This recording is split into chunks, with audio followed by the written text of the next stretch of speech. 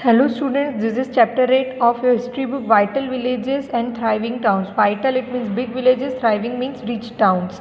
Prabhakar at blacksmith shop. Prabhakar जब एक blacksmith यानी लोहार की शॉप पर जाता है तो क्या देखता है? Prabhakar sat watching the smith at the local shop there were a small bench on which iron tools like axes and sickle were laid out ready for sale. Prabhakar जब ब्लैकस्मिथ की शॉप पर जाता है तो वो देखता है कि वहाँ एक छोटी सी आयरन की बेंच पर एक्स यानी कुल्हाड़ी, सिक्कल यानी कुदाली और ये सब रखे होते हैं सेल करने के लिए. Bright fire was burning and 2 men were heating and beating metal rods into shapes. वो देखते हैं कि 2 आदमी हैं वहाँ लोहे की रॉड को जला रहे हैं, बर्न कर रहे हैं और उसे हीट करके और पीट करके उसे एक शेप दे रहे हैं. It was very hot and noisy. ये बहुत ही शोर शराबे वाला और गर्म वर्क था. गरम यानी बोल सकते हैं हम क्योंकि वो फायर में हो रहा था. And yet it was fascinating to watch what was happen. तो वो ये जानने का इच्छुक था कि वहाँ क्या हो रहा है. Iron tools and agriculture. We often take the use of iron for granted today.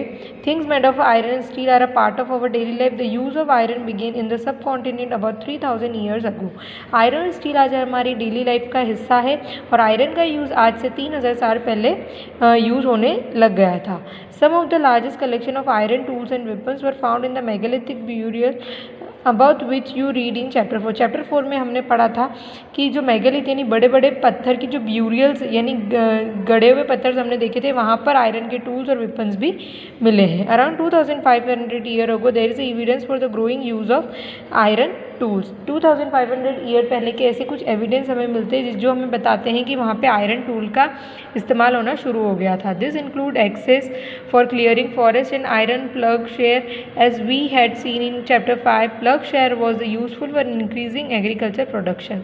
अब हमने चैप्टर 5 में पढ़ा था कि जो एक्स यानी कुल्हाड़ी है वो फॉरेस्ट को क्लियर करने के लिए और प्लग शेयर यानी हल जो है वो एग्रीकल्चर के लिए यूज़ होने लग गया था. Other steps to increase production, that is irrigation. The kings and kingdom you have been read about could not have existed without the support of flourishing village. तो आज जो जिन भी किंग्स और किंगडम्स यानी राज्य के बारे में हम पढ़ रहे हैं ये विलेज के बिना कुछ भी नहीं थे. While new tools and the system of transplantation increased production, irrigation was also used. Iron से बने जो भी नए टूल्स थे उनका इस्तेमाल प्रोडक्शन, इरिगेशन यानी सिंचाई के लिए होने लगा. इरिगेशन वर्क्स दैट वो build during this time include canal, wells, tanks and artificial lake. अब इरिगेशन के लिए उस वक्त क्या क्या यूज़ होने लगा था? लोग कैनाल्स बनाने लगे थे, वेल्स, टैंक्स, आर्टिफिशियल लेक्स का इस्तेमाल करने लग गए. If you look at the chart, you will find that some of the stages in the construction of irrigation work are mentioned. Fill in the rest by using the following phrases. आपको ये 4 phrases इन 4 phrase पे भरना है और आपको बताना है feel करके कि क्या क्या स्टेप्स होती थी इरिगेशन की प्रोसेस में. Who lived in the villages? There were at least 3 different kinds of people living in most of the village in the southern and northern part of subcontinent. India के southern northern part में अगर देखा जाए तो 3 types के लोग रहते थे. In the Tamil region large land owner were known as Vellar. जो लार्ज लैंड ऑनर जिसे हम ज़मींदार बोलते हैं उन्हें वेल्लार कहा जाता था और ये तमिल में रहते थे. Ordinary ploughman were known as उपजावर. ऑर्डनरी प्लगमैन यानी सिर्फ खेती बाड़ी खेत खोदने वाले जिन्हें हम उजवर कहते थे. And landless labour including slave were known as कादियासार एंड अदीमाई. तो और बाकी जो थर्ड टाइप की कैटेगरी के पीपल थे वो लैंडलेस थे, उनके पास कोई ज़मीन नहीं थी, वो स्लेव थे यानी गुलाम थे जिन्हें अदीमाई और कदाइसियार कहते थे. In the northern part of the country, the village headman was known as the Grama Bhojka. Usually men from the same family held the position for generation. In other words, the post was heredity. अब northern part में क्या होता था? Village का जो headman था जिसे ग्राम भोजका कहते थे और यूजुअली जो मेन था वह उसी की फैमिली से नेक्स्ट जनरेशन को भी वही पोजीशन मिल जाती थी जिसे हम हेरिडिटी बोल सकते कि एक से पोजीशन पास आउट होकर उसी फैमिली के नए मेंबर को मिलती थी. The grama bhojaka was often the largest land owner. ग्राम भोजका जो था वो बहुत बड़ा लैंड ओनर होता था. Generally he had slaves and hired worker to cultivate the land, उसके पास गुलाम और काम करने के लिए वर्कर्स होते थे। Besides as he was powerful the king often used him to collect taxes from the villages. इसके अलावा वो क्या करता था, टैक्सेस भी कलेक्ट करता था विलेज से। He also function as a जज and sometime as a policeman. कभी कभी वो जज का काम यानी न्याय करने का काम और पुलिस का काम भी करता था। Apart from the grama bhojaka there were other independent farmer known as grihapatis. ग्राम भोजका के अलावा कुछ अदर फार्मर्स भी होते थे जिनकी अपनी ज़मीन होती थी, उन्हें हम गृहपतिस कहते हैं। मोस्ट हुम वर स्मॉलर लैंड ओनर, उसमें से कुछ के पास छोटी छोटी अपनी ज़मीन होती थी। And then there were man and women such as dasa and kammakaras who did not own land and had to earn living work on the field own by the others. और इसके अलावा जो कुछ लोग होते थे मैन वुमेन जिनके पास अपनी ज़मीन नहीं होती थी, उन्हें कम्माकारास कहते थे। वो दूसरों की फील्ड में काम करके सर्वाइव करते थे। In most villages there were also some crafts person such as blacksmith, potter, carpenter. इसके अलावा उनके विलेज में ब्लैक स्मिथ यानी हम बोल सकते हैं लोहार, कुम्हार, वीवर, बुनाई करने वाले अलग लोग भी होते थे। The earliest Tamil composition, some of the earliest work in Tamil known as Sangam literature were compose around 2300 year ago. एक संगम लिटरेचर करके बुक है 2300 ईयर्स पहले बनी हुई। This text was called Sangam because there were suppose to have been compose and compiled in assemblies known as Sangam of the poets and that were held in the city of Madurai. The Tamil terms mentioned above found in the Sangam literature. तो तमिल से related जो भी है वो आपको इसमें मिलेगा। और इसे संगम इसलिए कहा गया है क्योंकि बहुत सारे पोइट्स ने मिलकर इसको लिखा है मदुराई में। Finding out about cities, stories, travellers, sculpture and archaeology. You may have heard of the Jatakas. These were stories that were probably composed by ordinary people and then written down and preserved by the Buddhist monks. तो इसमें क्या होता था, जो भी stories होती थी ordinary लोग जो बताते थे उसे बुद्धिस्ट मॉन्क्स जो थे वो क्या करते थे, एक बुक में लिखकर प्रिजर्व कर लेते। Here is a part of Jataka story which tellers how poor man gradually become rich. अब मैं आपको एक स्टोरी बताऊँगी जातका स्टोरी जिसके अंदर आपको बताएंगे कि पुअर मैन कैसे रिच बना। We can use other kinds of evidence to find out about life in some of these early cities. Sculptures carved scenes depicted people's lives in the town and villages as well as in the forest. Many of these sculptures were used to decorate railing, pillars, gateway buildings that were visited by the। उनके बारे में और जानने के लिए क्या कैसे पता पड़ेगा, क्योंकि उस समय जो एविडेंस हमें मिले हैं वो ऐसे थे कि हमें कुछ मूर्तियाँ मिली है, वो ऐसे बताती कि जो पीपल थे विलेज में वो कैसे रहते थे। कुछ हमें फॉरेस्ट में भी मिली, फॉरेस्ट में लोग कैसे रहते थे। और कुछ स्कल्पचर्स थे वो रेलिंग्स को डेकोरेट, पिलर्स, गेट्स इनको डेकोरेट करने के लिए भी यूज़ हुई थी। ये हमें एज अ एविडेंस हमारे लिए हेल्प करती है। Many of the cities that developed from about 2500 years ago were capitals of the महाजनपद that you learned about chapter 5। Chapter 5 में आपने पढ़ा था कि बहुत सारी सिटीज़ जो है वो 2500 ईयर्स पहले डेवलप्ड हो गई थी और वो महाजनपद की कैपिटल थी। As we had seen some of this cities were surrounded by massive fortification walls. और ये जो सिटीज़ थी ये बड़ी बड़ी दीवारों से जो थी इनके आसपास बने हुए थे for protection. In many cities archaeologist have found rows of pot और ceramic rings arrange one of the top of the other. अब कुछ आर्कियोलॉजिस्ट ने ऐसी रोज़ भी पता करी है जिसमें एक के ऊपर रिंग्स जो थी सिरेमिक की, पोट की, वो भी उन्होंने देखी है।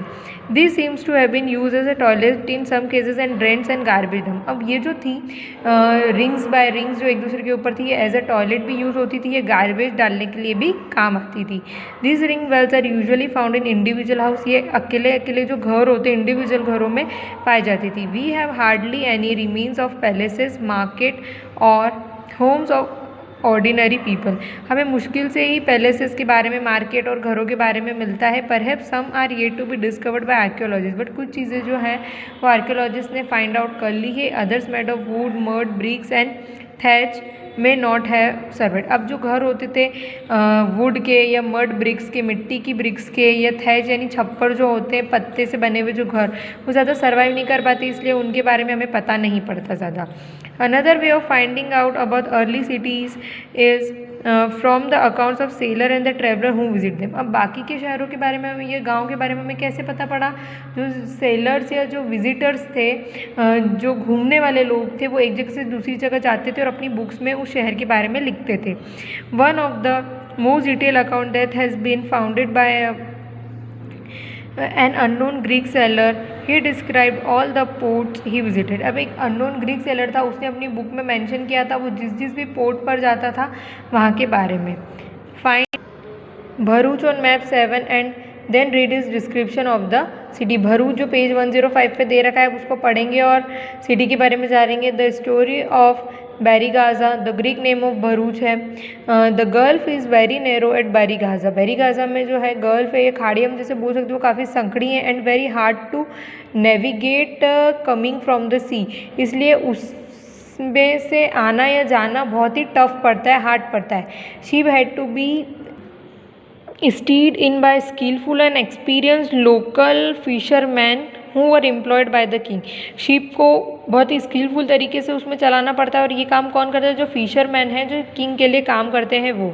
The imports into Barygaza were wine, copper, tin, lead, coral, topaz, cloth, gold, silver coin. वहाँ से क्या क्या चीज़ें इंपोर्ट होती थी? Wine, copper, tin. और एक्सपोर्ट क्या क्या होता था? इंक्लूड प्लांट्स ऑफ हिमालय, मतलब यहाँ से भेजा जाता था वो हो गई हिमालय, आइवरी, हाथी के दांत, agate, cotton, silk, perfume. Special gifts were board bye merchant for the king. जो व्यापारी होते थे, मर्चेंट्स यानी व्यापारी, वो किंग के लिए स्पेशल गिफ्ट्स ले जाते थे। This includes vessel of silver हो गए, सिंगिंग बॉयज़ हो गए, beautiful women, fine wines and fine clothes हो गए। कॉइन्स, कॉइन्स के बारे में पढ़ेंगे। You may have notice how wealth is measured in terms of coins in the story. Page 82 पे आपने पढ़ा है कि किस तरह से कॉइन्स से हम हमारी वेल्थ संपत्ति को मेजर करते थे। Archaeologist have found several thousand of coins belonging to this periods. बहुत टाइप्स के कॉइन्स जो है आर्कियोलॉजिस्ट को मिले हैं। The earliest coins which were use for about 500 years was punch mark coins. Such coins are shown below. हमें कुछ पंच mark coins मिले हैं। अब हम देखेंगे पंच मार्क कॉइन्स क्या होते हैं। पंच मार्क कॉइन्स वे जनरली रेक्टेंगुलर और समटाइम्स स्क्वायर और round in shape, either cut out of material sheets or made out of flattened metal globulus, a small spherical body.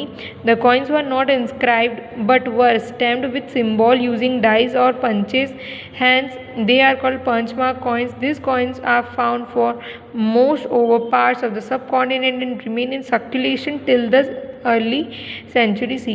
अब देखा जाए तो पंच मार्क कॉइन्स क्या होते हैं? वो रेक्टेंगुलर, स्क्वायर या सर्कल शेप के हो सकते हैं जिन्हें एक स्पेशल शेप में मेटल की शीट में कट किया होता था और उनके ऊपर एक सिंबल हर किंग का मेंशन हुआ होता था और उन्हें एक डाई किया होता था एक कलर से, तो उन्हें हम पंच मार्क कॉइन कहते हैं। Cities with many function. Very often a single town was important for variety of reason. Let us look example of Mathura. हर जो एक सिटी है वो पर्टिकुलरली बहुत इंपॉर्टेंट रखती है अपनी प्लेस। जैसे कि मथुरा का एग्जाम्पल लें, Mathura has been an important settlement for more than 2500 year ago. It was important because it was located at the crossroad of two major routes travel and trade. Mathura जो है वो भी आज से 2500 साल पहले भी बहुत इंपॉर्टेंस रखती थी बिकॉज ये जो था मथुरा से टू इम्पॉर्टेंट रोड जो है वो क्रॉस होती थी ट्रेवल और ट्रेड के लिए, from the north west to east and from north to south. North west से ईस्ट के लिए और नॉर्थ से साउथ के लिए। There were fortification around the city. City के आसपास फोर्टिफिकेशन यानी बड़ी बड़ी दीवार बनी थी एंड सेवरल श्रीन्स, वही बोल सकते हैं हम शिला धार्मिक स्थल भी वहाँ पर बने हुए थे। Farmers and herders from joining area provide food for people in the city. Farmers और हर्डर्स को यहाँ पे खाना मिलता था सिटी में। मथुराज was also a centre where some extremely fine sculpture was produce. और ये मथुरा जो था ये मूर्ति बनाने के लिए, ये मूर्ति का हम कह सकते हैं बहुत अच्छा प्रोड्यूसर था, यह प्रोड्यूस होता था यहाँ। Around 2000 year ago Mathura became the second capital of Kushana. Kushana की 2000 साल पहले मथुरा जो थी वो कुशना की सेकेंड कैपिटल हो गई। About whom you will reading in chapter 9 में आप पढ़ेंगे। Mathura was also a religious centre. There were Buddhist monasteries, Jain shrines and it was an important centre for the worship of Krishna. यहाँ पे बुद्धिज्म रिलीजन ले लो, जैन ले लो या कृष्णा का ले लो, यहाँ सभी के वर्शिप के आपको जो है सिम्बॉल्स मिलेंगे या आपको सेंटर मिलेगा। Several inscription on surface such as stone slabs and statues have been found in Mathura. Inscription means होता है कि जो शिलालेख या पत्थर होते हैं उन पे कुछ लिखा होता है, ऐसे स्टोन्स और स्टेचूज भी मथुरा में हमें मिलते हैं। Generally, these are short inscriptions recording gifts made by men, sometimes women, to monasteries and shrines. अब क्या होता था कि जब कभी कोई किसी को गिफ्ट देता था तो मैन या वुमेन, तो उस मोनास्ट्रीज यानी हम क्या बोल सकते हैं, उन स्लेब्स पर क्या होता था, उनका नाम लिख दिया जाता था। जैसे अभी भी आपने देखा होगा मंदिर वगैरह में कोई टेबल्स वगैरह अगर गिफ्ट में दे दे तो उस पर उसका नाम लिख दिया जाता है। इसी प्रकार से this were made by king and queen officers, merchants and craft person who lived in the city. अब जैसे देखो दान कौन देगा, किंग क्वीन, तो स्लैब्स पे किंग क्वीन और मर्चेंट्स, क्राफ्ट पर्सन, इनका नेम लिखा जाएगा। For instance inscription from Mathura mention goldsmith, blacksmith, weaver, basket maker, garland maker and perfumers. तो कभी कभी क्या होता था, गोल्ड स्मिथ और ब्लैक स्मिथ इन लोगों के नाम भी, बास्केट मेकर के नाम भी, गार्लैंड मेकर यानी मालाएं बनाने वाले परफ्यूमर्स के नाम भी आपको मिलेंगे। Crafts and craft person, we also have archaeologist evidence for the crafts. This include extremely fine pottery known as the northern black polished ware NB PW। हमें आर्कियोलॉजिस्ट ने कुछ ऐसे एविडेंस भी दिए हैं जिससे हम कह सकते हैं कि जो पोट्रीज थी वो भी काफ़ी उस समय बहुत अच्छी बनाई जाती थी, जिन्हें हम नॉर्थ ब्लैक पॉलिश्ड वेयर कहते थे। It gets its name from the fact that it is generally found in the northern part of subcontinent. इसे ये नेम इसलिए दिया है क्योंकि ये नॉर्थ पार्ट में पाई जाती है। Remember that the archaeological evidence for many crafts may not have survived, but हमें बहुत सारे जो एविडेंस है क्राफ्ट से रिलेटेड वो हमें ज़्यादा सर्वाइव नहीं कर पाए, इसलिए हमें नहीं मिलते। We know from text that the manufacture of clothes was important. हमें टेक्स्ट से पता पड़ा है, किताबों से, कि जो क्लोथ का मैन्युफैक्चर था वो भी काफ़ी हमारे लिए अच्छा इम्पॉर्टेंस रखता था। There were famous centres such as Varanasi in north and Madurai in south, both man and women work in this centres. और कपड़ों के बनाने के जो सेंटर थे नॉर्थ में वाराणसी और मदुरई साउथ में, जिसमें मैन एंड वुमेन दोनों काम करते थे। Many craft person and merchants now form association known as shrenis. और क्राफ्ट पर्सन के लिए कुछ एसोसिएशंस बनाए थे जिन्हें श्रेणी कहा जाता था। These श्रेणीज of craft person provide training, procured raw material and distribute the finish product. ये क्या करते थे, इन श्रेणीज में इन पीपल्स को रॉ मटेरियल प्रोवाइड करते थे, इन्हें ट्रेनिंग्स देते थे और फिर इनसे बदले में फिनिश गुड लेते थे। Then shrenis of merchant organized the trade. Shrenis also served as a bank where rich and man and women deposit money. अब श्रेणीज जो था वो बैंक का काम भी करता था, जहाँ रिच मैन और वुमेन अपने पैसे डिपॉजिट भी करते थे। This was invested and part of the interest was return और use the support of religion institution such as monasteries. फिर ये लोग अपने पैसे डिपॉजिट करते थे तो इन्हें रिटर्न में इंटरेस्ट मिलता था, तो ये उस पैसे को धर्म के कार्यों में लगाते थे। अब हम देखेंगे NBPW rules for spinning and weaving. क्या रूल्स थे स्पिन बुनाई करने वाले, सिलाई करने वालों के लिए? This rules are from the Arthashastra mention in chapter 7। They describe how spinning and weaving could be done in the workshop under the supervision for a special official. Arthashastra की चैप्टर 7 में लिखा हुआ है कि क्या रूल्स होंगे, क्या रूल्स थे स्पिन और वीविंग वालों के लिए कि उनके ऊपर सुपरविजन यानी एक ध्यान रखा जाएगा स्पेशल ऑफिशियल के द्वारा। Widows, young womens who are differently abled, runs, mother कटिशन, retired women servant of the king, women who have retired from service in temples may be used processing wool, bark, cotton, hemp and flax. अब ये जो भी women's थी, mother's थी, window थी, राजा की काम करने वाली थी, टेम्पल से रिटायर्ड थी, ये सभी इस काम को करती थी। They should be paid according to the quality quantity of work. इनकी क्वालिटी क्वांटिटी के अकॉर्डिंग इनको पेमेंट मिलता था। Women who are not permitted to leave their homes can send maid servant to bring the raw material from the superintendent. अब ये क्या था, उस समय औरतों को घर से जाने नहीं दिया जाता था बाहर, तो एक सर्वेंट थी वो सारा रॉ मटेरियल सुपरिटेंडेंट से ला के इनको देती थी and take the finish work back to him, और बाद में काम कंप्लीट करके वापस ले जाके सुपरिटेंडेंट को दे देती थी। Women who can visit to workshop should go at dawn to give their work and receive their wages. फिर उनको क्या होता था, वो वर्कशॉप पे जाकर अपना वेजेस रिसीव कर लेती थी। There should be enough light to examine the work. फिर उनके काम को लाइट में व्यवस्थित देखा जाता, इंस्पेक्शन किया जाता। In case superintendent look women और talk about anything other than the work he should be punish. अगर कोई वुमेन बेवजह की कोई बात करती थी काम से बिना मतलब की, तो उसे पनिश किया जाता था। If a woman does not complete her work she will have to pay a fine. अगर कोई अपना काम कंप्लीट नहीं करती थी तो उसे फाइन पे करना होता था। And their thumb can be cut off, और कभी कभी उसका थंब भी कट कर दिया जाता था। A closer look, Arika Medu. Find Arika Medu in Pondicherry map 7 and read the box on a Rome on page 88. Between 2200 and 1900 year ago, Arika Medu was a coastal settlement where ships unloaded goods from distant land. Arika Medu एक ऐसा coastal settlement यानी बोल सकते हैं अपन एक समुद्री किनारा था जहाँ पर सामान अनलोड किया जाता था, उतारा जाता था शिप से. A massive brick structure which may have been warehouse was found at this site.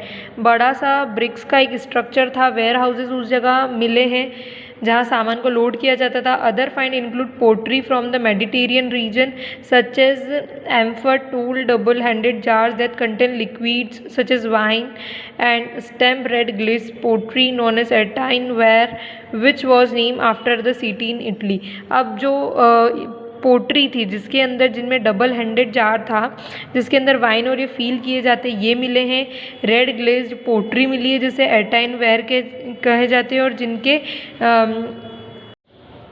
अर्टाइन where जिसका नाम इटली की एक सिटी के नाम पर रखा गया है. This was made by pressing wait clay into a stamped mould. जिसे क्ले को क्या करते थे प्रेस करके वेट यानी गीली क्ले को प्रेस करके एक मोल्ड यानी एक शेप दिया जाता था. There was yet another kind of pottery which was made locally through Roman designs were use. एक लोकली यानी एक लोकल कल्चर की एक पोट्री भी मिली है जो रोमन डिज़ाइन से जिसमें यूज हुई है. Roman lamps glassware and gems have also been found at this site. और दिस साइट पर अगर देखा जाए तो रोमन लैम्प्स ग्लासवेयर यानी ग्लास के मटीरियल्स जेम्स ये भी मिले हैं. Small tanks have been found that were probably dyeing vats use to dye cloth. Small tanks यानी छोटे छोटे टैंक्स मिले हैं जो कपड़ों को डाई करने के लिए यूज़ होते थे. There is a plenty of evidence for the making of beads from semi precious stones and glass. बहुत सारे एविडेंस ऐसे भी मिले बीड्स यानी मोतियों के जो सेमी प्रीशियस स्टोन्स या ग्लास के बने होते थे. Elsewhere find Rome on map 6 में देखेंगे तो this is one of the oldest city in the Europe and develop around the same time of the cities in the Ganga valley. जब Ganga valley के यहाँ पे जो सिटीज़ बनी थी उसी समय रोम में भी ये सिटीज़ उसी समय बनी थी.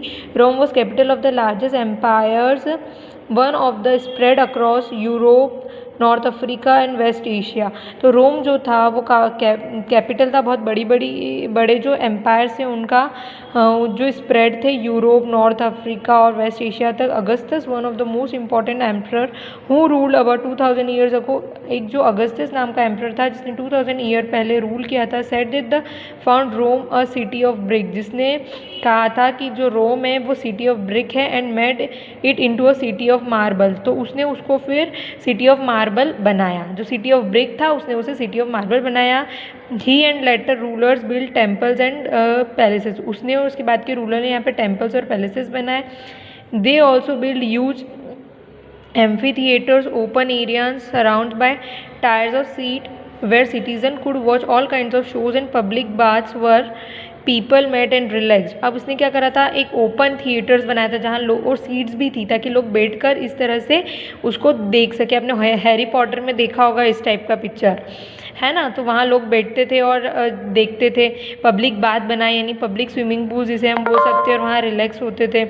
Huge aqueducts channels to supply water were built to bring water to city for the bath fountains and toilets. पानी की सप्लाई के लिए चैनल्स यानी पाइप नालियाँ ये बनाई जहाँ पे लोगों को पीने खाने के लिए या फाउंटेन यानी फव्वारे टॉयलेट्स के लिए पानी की कमी न हो सिटी में.